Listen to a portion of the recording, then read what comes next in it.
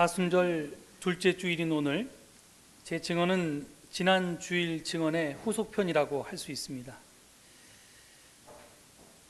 제가 지난 주일에 사순절은 자기를 죽이는 훈련의 계절이라고 했습니다.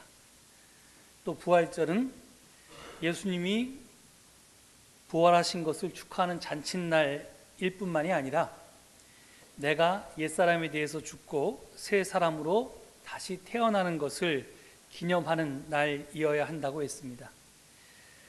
그래서 죽는 만큼 부활한다는 말씀을 드렸습니다. 내가 이 사순절 기간 동안 1%만 죽으면 1%만 부활하고요, 50% 죽으면 50% 부활하고요, 100% 죽으면 100% 다 부활한다는 말입니다. 말로는 수긍이 가는데 문제는 그 말을 어떻게 실천에 옮기느냐일 것입니다. 그래서 오늘은 이 문제에 대해서 좀 집중해 보고자 합니다. 믿을 신자라는 한자가 있습니다. 여러분도 잘 아시는 아주 쉬운 글자인데요, 이 사람 인변에 말씀 언자가 이렇게 붙어서 만들어진 글자입니다. 이 글자는 우리에게 믿음이 무엇인지를 분명하게 가르쳐 줍니다. 사람과 말이 합쳐질 때, 즉 하나가 될 때 믿을 수 있다는 그런 뜻입니다.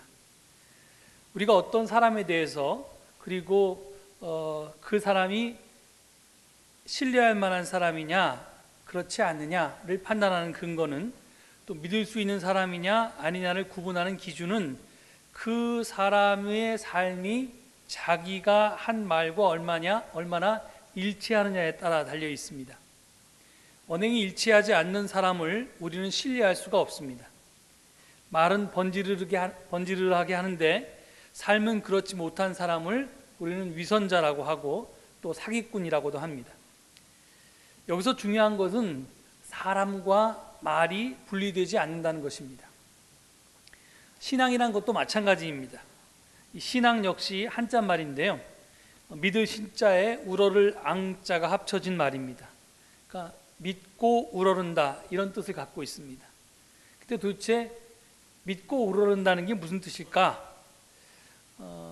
여기에 대해서 좀 자세히 알려면 이 우러를 앙자는 우러른다는 뜻만 갖고 있지 않다는 것을 확인할 필요가 있습니다. 우러를 앙자는 따른다는 뜻도 가지고 있습니다. 그러니까 믿고 우러른다는 말을 바꿔 말하면 믿고 따른다는 말입니다. 즉 예수님을 신앙한다, 예수님을 신앙한다는 말이 무슨 말이냐면 예수님을 믿고 예수님을 따른다, 이런 것을 뜻한다는 말입니다. 그게 한자도 그렇게 표현합니다. 이렇게 신앙이라는 것은 결코 생각에 머물 수가 없는 것입니다. 마음의 상태를 가리키는 것이 아닙니다. 사색도 아니고 관념도 아닙니다. 믿음과 따름이 함께 가는 것이 신앙하는 것입니다. 예수를 믿는다면 예수님을 따르는 것이 신앙입니다. 우리가 머리로는 예수님을 믿는다고 하면서 또 입으로는 예수님을 믿는다고 하면서 우리의 손발로는 예수님을 따르지 않고 만약에 다른 것을 따른다면 그것은 결코 예수님을 신앙하는 행위가 아닙니다. 오늘의 복음 말씀도 이것을 분명하게 증언하고 있습니다. 성서 일과표가 지시한 오늘의 복음 말씀은 마가복음 8장 31절에서 시작하는데요, 이 말씀은 바로 앞에 있는 말씀과 함께 읽어야 그 의미를 온전하게 파악할 수 있습니다. 마가복음 8장 27절에서 30절, 그러니까 오늘 31절에서부터 본문인데 그 바로 앞에 세 구절은 유명한 베드로의 메시아 고백입니다. 거기 보면 예수님께서 제자들에게 너희는 나를 누구라고 하느냐 이렇게 묻습니다. 그랬더니 제자들을 대표해서 베드로가 선생님은 그리스도이십니다 라고 고백했다고 증언되어 있습니다. 그런데 예수님은 이 베드로의 메시아 고백에 대해서 칭찬을 하지 않습니다. 적어도 마가복음만 읽어보면 그렇습니다. 병행 규절인 마태복음을 보면 16장 16절에 베드로가 조금 예수님의 신성을 더해서 선생님은 살아계신 하나님의 아들 그리스도이십니다 라고 대답을 하니까 바로 이어서 17절에서 예수님이 그에게 시몬 바나바야 너는 복이 있다. 너에게 이것을 알려주신 분은 사람이 아니라 하늘에 계신 나의 아버지시다 라고 칭찬을 하면서 하늘나라의 열쇠를 베드로에게 맡기신 것으로 소개되어 있는데, 그것은 마태의 주장일 뿐이고 마가에는 그런 말이 전혀 없습니다. 오히려 어떻게 생각해 보면 마가는 예수님께서 베드로가 당신을 그리스도라고 고백하니까 나는 그리스도가 아니다 이렇게 말씀하신 것으로 해석할 여지가 훨씬 더 많은 그런 이제 표현입니다. 아무튼 그건 이제 열려 있는 가능성이고요. 하여튼 마태와 달리 마가는 예수님이 베드로의 메시아 고백을 듣고 분명한 것은 베드로를 비롯한 모든 제자들에게 침묵을 명령하셨다는 것입니다. 그 30절을 보면 예수께서 그들에게 엄중히 경고하시기를 자기에 관하여 아무에게도 말하지 말라고 하셨다 이렇게 되어 있습니다. 그래서 이 엄중한 경고를 단순하게 당신은 메시아인데 그리스도인데 다른 사람한테 말하지 말라라는 뜻이냐, 아니면 당신이 메시아라고 하는 베드로의 고백이 틀렸기 때문에 거기에 대해서 말하지 말라고 한 것이냐라고에 대해서는 학자들마다 해석이 좀 분분한데 하여튼 적어도 말하지 말라는 것까지는 분명합니다. 그리고 바로 이어서 오늘의 말씀이 나옵니다. 오늘의 복음 말씀을 통해서 예수님은 당신이 걸어가야 할 십자가의 길에 대해서 이야기하십니다. 31절을 보면 인자가 반드시 많은 고난을 받고 장로들과 대제사장들과 율법학자들에게 배척을 받아 죽임을 당하고 나서 사흘 후에 살아나야 한다 이렇게 되어 있습니다. 이에 대해서 수제자인 베드로가 예수님이 걸어가야 할 십자가의 길에 대해서 반대하고 나섭니다. 그러자 예수님은 베드로에게 아주 혹독한 말씀을 하십니다.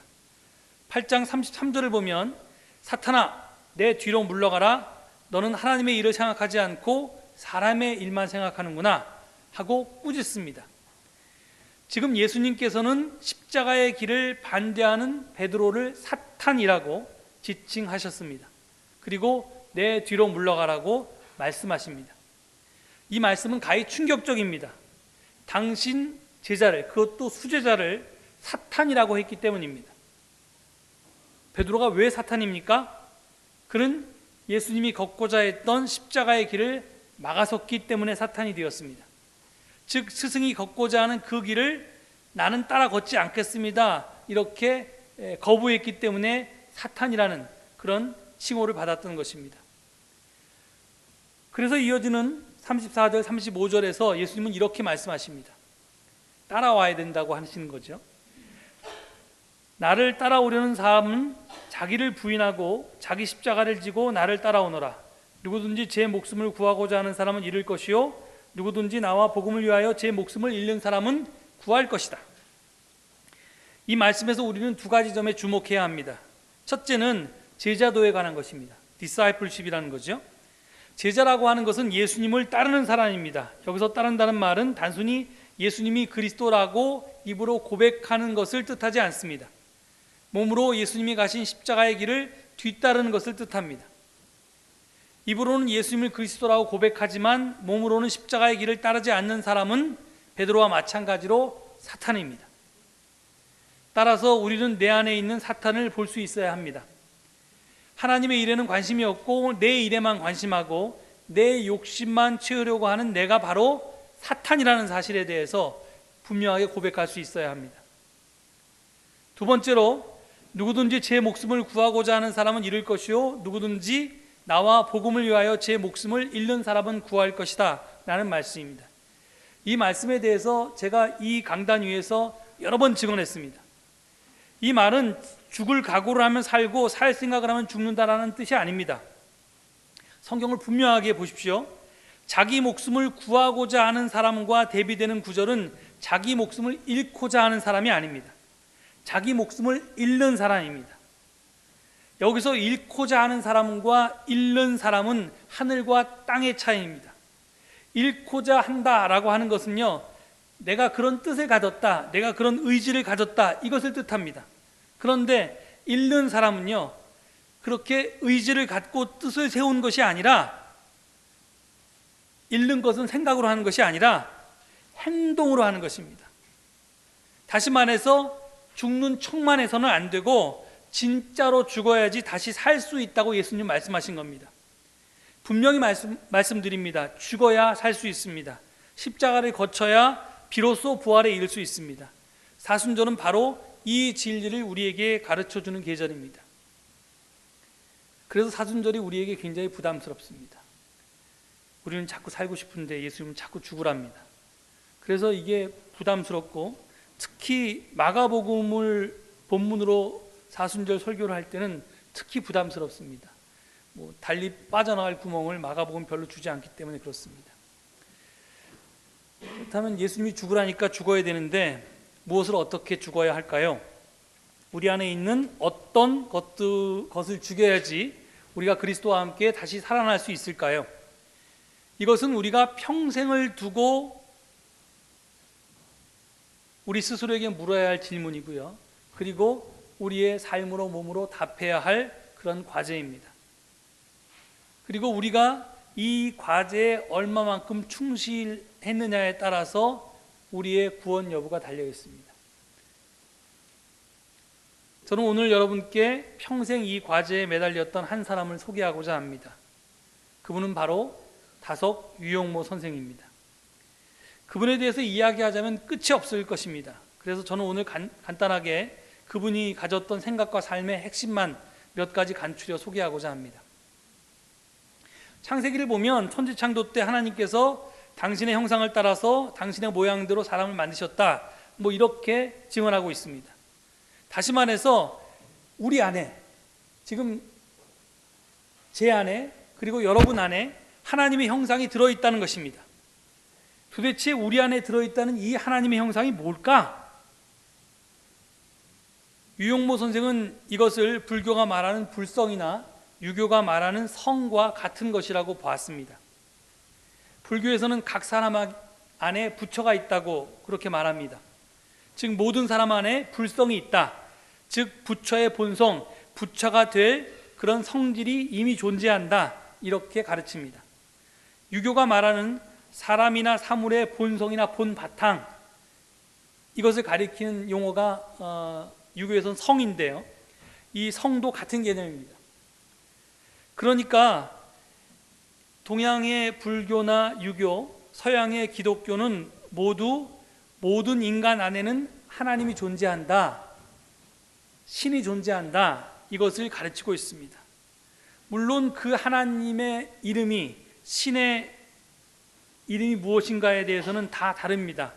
하나님의 형상이라고 기독교는 얘기했고요, 불교는 불성이라고 얘기했고요, 유교는 성이라고 얘기했고요, 또 어떤 사람은 하나님의 씨앗이라고 표현하고 어떤 사람은 하나님의 영, 신성 등등으로 표현합니다.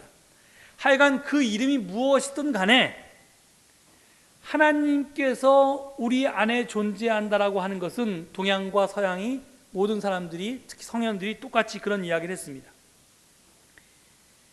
문제는 우리가 육을 입고 사는 인간이기에 그 육이 감옥 역할을 해서 하나님을 꽁꽁 묶어놓고 가둬두고 있다는 데 있습니다.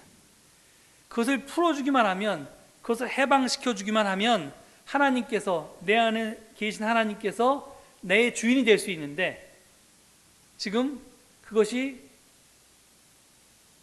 내 속에 나라고 하는 감옥에 갇혀 있어서 나를 지배하지 못하고 있다는 겁니다. 지난주에 제가 설교 말씀을 드리면서 우리가 예수님이 광야에서 3가지의 유혹을 받았다고 했는데, 그 3가지의 유혹이 한 번 받고 끝난 게 아니라 평생을 받았던 유혹일 텐데, 그 유혹의 결론은 뭐냐면 결국은 우리 삶의 주인이 내가 아니라 하나님 되게 하는 거다, 그것이 유혹을 이겨내는 거다 그랬는데, 바로 그것이 똑같은 말입니다. 내 안에 감춰져 있는, 숨겨져 있는 내 안에 계시는 하나님을 해방시켜내는 일, 이게 우리가 유혹을 이겨내는 일입니다. 다석 유용모 선생은요, 우리 안에 계신 하나님을 얼라라는 단어로 표현했습니다. 얼의 나, 영의 나, 이런 뜻입니다. 이분은 성령을 순수한 우리말로 얼이라고 표현했는데요, 반대로 육에 사로잡힌 우리를 몸의 나, 몸나라고 표현했습니다. 따라서 우리 과제는 이 몸나 속에 있는 참 나인 얼라를 이 감옥에 갇혀 있는데 이것을 솟아나게 해서 하나님의 형상을 회복하는 일이라고 했습니다. 그리고 이것을 당신 삶으로 직접 보여주신 이가 바로 예수 그리스도라고 했습니다. 예수님이 그리스도, 우리의 구세주 메시아가 될 수 있었던 이유는 십자가의 길을 통해서 우리에게 몸나 속에 있는 얼라를 솟나게 하는 그런 모범을 보여주신 때문이라는 겁니다. 다시 말해서 몸의 나를 죽이고 부정하고 버려서 얼에 나가 자기 삶의 주인이 되는 길을 예수 그리스도께서 우리에게 직접 보여주셨기 때문에, 제시하셨기 때문에 예수님이 우리의 그리스도라는 것입니다. 앞서 말했듯이 예수님을 믿는다는 것은 그런 예수가 그리스도라고 우리의 입으로 고백하는 것이 아닙니다. 예수님이 살았던 그 십자가의 길을 나도 따라서 사는 것을 뜻합니다.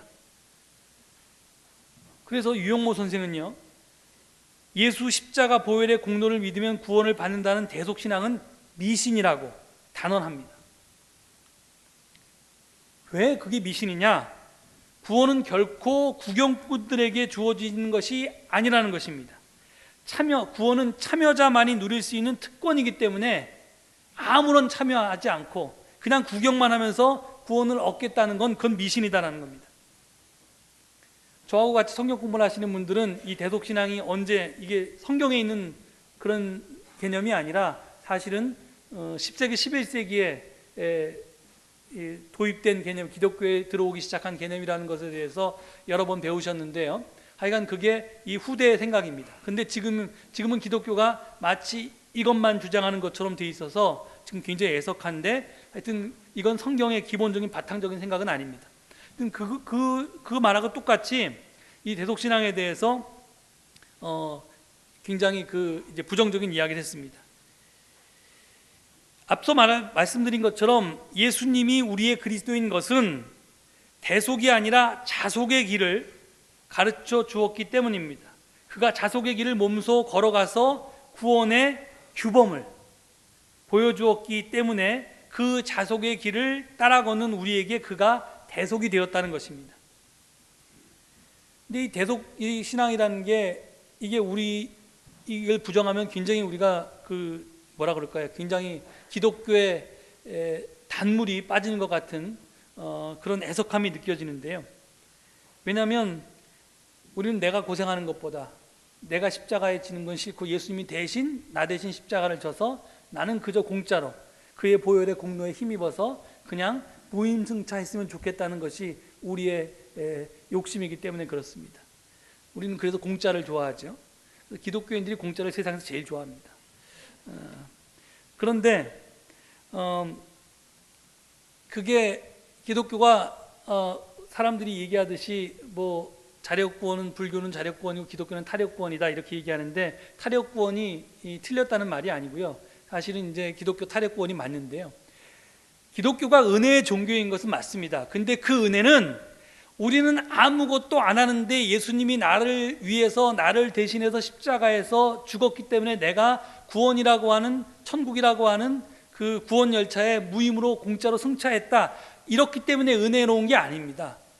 내가 예수님이 따라가신 그 길을 따라서 가고자 결단해서 회개해서 그 길을 접어들었는데, 나는 육신을 가진 그런 한계가 많은 인간이기 때문에 도저히 예수님처럼 살 수도 없고, 뭐 예를 들어서 한 70점은 넘어야지 과락은 면하는데 내가 아무리 노력해도 10점, 20점밖에 안 되더라. 그래서 나는 구원에 이르기에 턱없이 부족한 점수를 평생을 살아도 그것밖에 안 되더라. 그런데 나머지 모자라는 점수, 그 점수가 80점이건 90점이건 95점이건 아니면 99점이건 그것을 하나님께서 채워주셨기 때문에 은혜라는 겁니다. 내가 일도 안 하고 영을 하면서 하나님께서 다 채워주신 게 은혜가 아니라, 나도 노력했는데 그렇지만 내가 미치지 못하는데 그 미치지 못하는 걸 하나님께서 눈 감아주시고 용납해 주셨기 때문에 그게 은혜인 겁니다. 우리가 믿는 종교는 그렇기 때문에 당연히 자력구원이 아니라 타력구원일 수밖에 없는데요. 그리고 그렇지만 그 은혜는 우리가 생각하는 그런 공짜 은혜는 아닙니다. 우리에게도 뭔가 책임이 있다는 겁니다. 아무튼 우리 안에는 하나님이 존재하는데 우리는 왜 우리 안에 계신 하나님을 잊어버렸을까요? 왜 하나님과의 관계가 단절되었을까요? 그 이유는 앞서 말했듯이 육체의 감옥 때문입니다. 불교에서는 그것을 탐진치라고 하지요. 그 가운데 가장 근본적인 번뇌인 탐욕은 가지거나 차지하고 싶은 마음, 즉 욕망을 뜻합니다. 다른 말로 하면 집착입니다. 식욕, 성욕, 소유욕, 물욕, 권력욕, 명예욕 등등의 각종 욕심이 우리를 하나님으로부터 멀어지게 합니다. 그것들이 내 안에 계신 하나님이 활동하지 못하도록 묶어놓습니다. 꽁꽁 묶어놓습니다. 따라서 욕심이나 집착을 버리지 못하면 우리는 영원히 하나님과 단절된 상태로 살 수밖에 없는 것입니다. 그렇다면 어떻게 해야겠습니까? 어떻게 해야지 내 안에 갇힌 하나님을 풀어드릴 수가 있겠습니까? 내가 그래서 어떻게 사람다운 사람이 될 수 있겠습니까? 하나님의 형상을 회복하기 위해서 몸과 마음을 닦아야 한다는 것입니다. 닦아야 합니다. 그걸 이제 동양에서는 그걸 도야나 또 수양이라고 하죠. 사람들이 이 다속 유영모 선생을 동방의 위대한 성인이라고 칭하는 것은 그가 그냥 이런 생각을 동서양의 여러 고전을 읽고 이런 생각을 깨우쳤기 때문에 훌륭한 사람이 아니라 그가 깨우친 대로 살았기 때문에 훌륭한 사람이라고 봅니다. 그는 평생 도를 닦았고요. 그리고 자기가 깨달은 바대로 하루하루를 매일매일을 살았습니다. 수행하며 살았습니다. 그는 지금은 서울 구기동에서 농사를 짓고 또 벌을 치면서 양복을 하면서 생업을 하셨는데요. 전깃불도 없는 집에 살았습니다. 그는 늘 무릎을 꿇고 앉았습니다. 지금처럼 편하게 의자에 앉지 않고 꼭 무릎을 꿇고 앉았고요. 하루에 한 끼만 먹었답니다. 잠도 이렇게 널판지에서 딱딱한 널판지를 위해서 그렇게 누워서 잤습니다. 한마디로 이제 고행을 하면 살았습니다. 재미있는데 오늘을 이 양반은 오늘 이렇게 해석합니다. 이게 뭐냐면 오는 감탄사고요. 늘은 한결같다는 뜻입니다. 지나간 과거에 대해서 후회해봤자 소용없다는 겁니다. 지나간 시간에 대해서 쓸데없이 후회하면서 한탄하면서 시간 썩이지 말고 또 아직 오지도 않은 미래에 대해서 걱정할 필요도 없다는 겁니다. 지금 현재, 내가 지금 살고 있는 지금 현재 오늘에 충실했습니다. 하루를 영원처럼 살았습니다. 오늘 이렇게 늘 지금 내가 마주하고 있는 이 순간에 정말 최선을 다해 살았습니다. 52살이 되자 간디처럼 아내와 해혼을 했습니다. 해혼이라는 게 혼인에서 해방되는 거죠. 정확하게 표현하면 부부간의 성관계를 두는 거였습니다. 하지만 요즘 사람들이 유행하는 조론같이 소위 혼인관계를 졸업한다라는 것은 이게 호적에서 부부관계 되어 있는데 실질적으로 남편은 아들 집에 가서 살고 부인은 딸네 집에 가서 살고 이런 게 아니라 가정을 부정하지 않았습니다. 남녀의 사랑이 그냥 인간 간의 사랑을 넘어서서 하나님의 사랑에 도달하도록 그것이 부부간의 그 사랑을 완성시켜 나가는 것이 가정이기 때문에 가정이 굉장히 중요하다고 봤고 그래서 가정에 충실했습니다. 그는 현실적으로 진리의 세계를 사는 사람을 기독교인이라고 생각했습니다. 말하는 사람이 아니고 사는 사람, 그런 사람을 참 사람이라고 했습니다. 참 사람이 되어야 예수를 믿는다고 할 수 있다는 것입니다. 앞서 말했듯이 믿을 신자라는 말과 사람이 하나 되었다는 뜻입니다. 그러니까 믿을 신자라는 말처럼 말과 사람이 하나 되었다는 겁니다. 말에 실천하는 것이 곧 믿음이라고 봤고 그는 하나님의 뜻이라고 생각하는 모든 것을 자기 생활에서 실천했습니다. 우리가 다속 유영모 선생같이 살 수는 없을 겁니다. 똑같이 살 필요도 없습니다. 하지만 끊어야 산다는, 버려야 산다는 그분의 삶의 자세를 우리 스스로에게 좀 비춰보고 나는 끊어버릴 욕심이 없는지, 나는 정말 이렇게 모든 것을 다 움켜쥐고 살아도 되는지를 되돌아보아야 할 것입니다. 우리가 왜 그래야 하냐면 예수님께서도 똑같은 말씀을 하셨기 때문입니다. 마가복음 6장 43절 이하에 보면요, 정말 예수님이 우리에게 어려운 요구를 하십니다. 너의 손이 죄를 짓게 하거든 그것을 찍어버려라. 내가 두 눈을 가지고 지옥에 곧 그 꺼지지 않는 불 속에 들어가는 것보다 차라리 한 손을 잃은 채로 생명에 들어가는 것이 낫다. 내 발이 너를 뒤집게 하거든 그것을 찍어버려라. 내가 두 발을 가지고 지옥에 들어가는 것보다 차라리 한 발을 잃었으나 생명에 들어가는 것이 낫다. 또 내 눈이 너를 뒤집게 하거든 그것을 빼어버려라. 내가 두 눈을 가지고 지옥에 들어가는 것보다 차라리 한 눈으로 하나님 나라에 들어가는 것이 낫다. 이렇게 말씀하십니다. 여기서 찍어버리고 빼어버리는 단, 이 단의 행위는 육과 단절하고 영과 이어지게 하는 길입니다. 사탄의 관계를 끊어버리고 하나님과 만나는 길입니다. 과연 나에게는 찍어버리고 빼어버려야 할 그런 것들이 무엇일까요? 그것을 찾아서 실천하는 것이 바로 죽는 길입니다. 그것이 부활하는 길입니다.